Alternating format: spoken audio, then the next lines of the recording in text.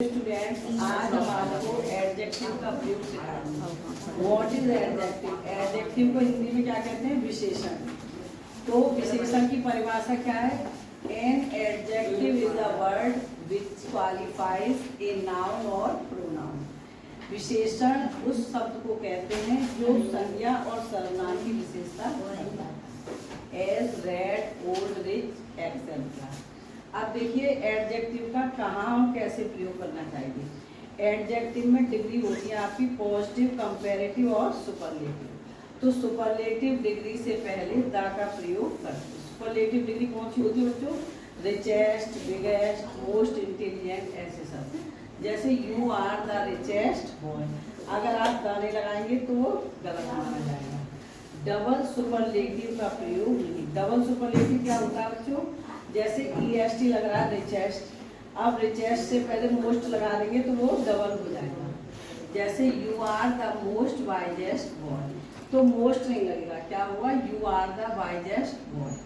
अब देखो प्रेफर, इसी तरह से ऊपर है डबल कंपेरेटिव। जैसे डबल सुपरलेटिव नहीं, इसी तरह डबल कंपेरेटिव। डबल कंपेरेटिव का प्रयोग नहीं करेंगे।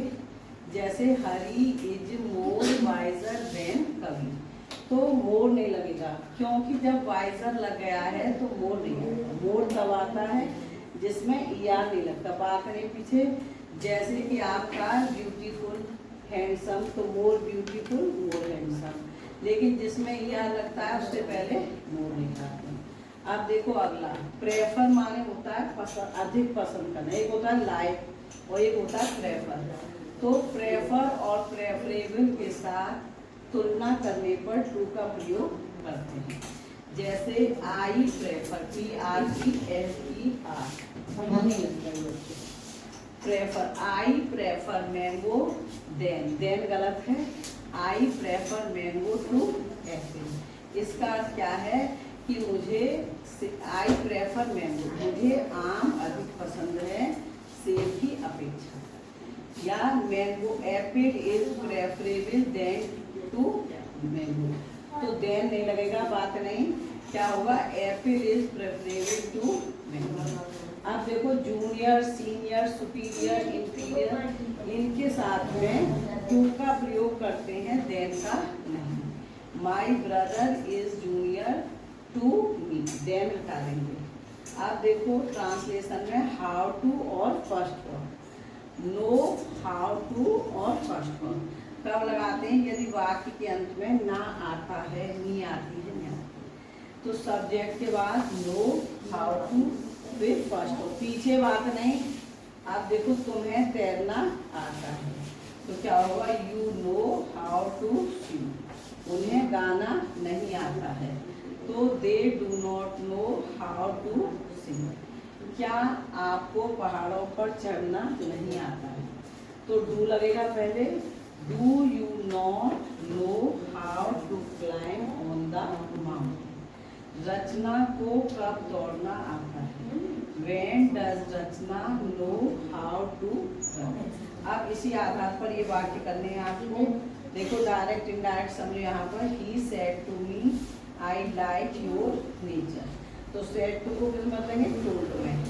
आई को बदलेंगे ही के अनुसार और योर को बदलेंगे मी के अनुसार। तो he told me that he liked my nature. अब देखो इसको समझो, इसी वाक्य का नेगेटिव बनाना है, इसी का इंटेरोगेटिव और इसी का पैसिव वॉइस। कैसे बनेगा? देखो ही डिड इट, तो हाई स्कूल तक के बच्चे क्या बनाएंगे? He did not do it. First year inter, he did not पे टू डू इट। और अब इसी का इंटेरोगेटिव हाई स्कूल तक के बच्चे क्या बनाएंगे? Did he do it. First year inter, did he not do it. अब देखो पैसिव वॉइस, पैसिव वॉइस सभी एक तरह से बनाएंगे। पहले से पहचानो कौन सा टेंस है इसमें, बताओ कौन सी फॉर्म में डू की है, सेकंड या थर्ड? सेकंड, तो यह है पास्ट इंडेफिनिट। अब पैसिव वॉइस बनाना है तो क्या बनाओगे? It was done by him. अब देखो इसे जोड़ना है। Rita is old, she works hard. Rita बूढ़ी है और कठिन परिश्रम करती है, तो दोनों विरोधी बातें होंगी। तो बीच में केवल क्या लग जाएगा, but. Rita is old but she works. Okay, thank you for listening me.